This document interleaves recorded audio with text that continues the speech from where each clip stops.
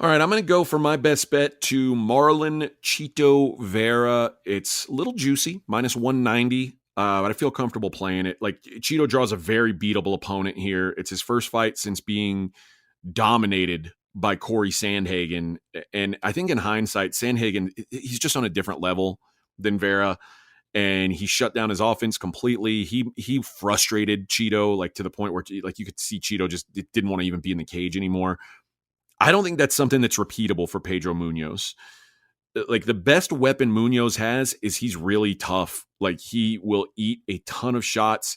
He'll keep coming forward, which makes for really fun fights. He's a really fun guy to watch, but he's run into a wall against the top guys in the division. He's 2-4-1 in his last 7 fights. The wins came over Jimmy Rivera and Chris Gutierrez. The losses came against Aljo, Frankie Edgar, Jose Aldo, and Dominic Cruz.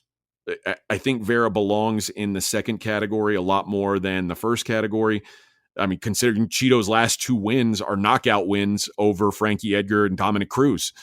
So, and also, listen, the Young Punisher is the nickname for Pedro Munoz.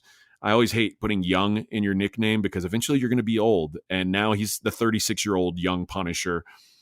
It's not crazy to think that Munoz's best days are behind him. And if you are not going in there at an elite level against Chito Vera, I think you're in trouble. What's wild is the way these two guys fight, and these two guys bang. They are willing to basically draw a line in the middle of the cage, stand on it, and go toe-to-toe. Neither one of them has ever been finished.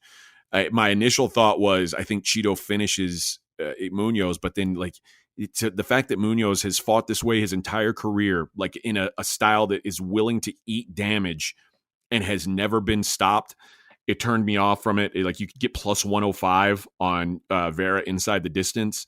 I decided to pass on that and just stick with the minus 190. I think he's the more technical fighter. I think he's in his prime. I don't think you can say the same for Munoz. So Chito Vera minus 190 will be my best bet for the pod. I like that one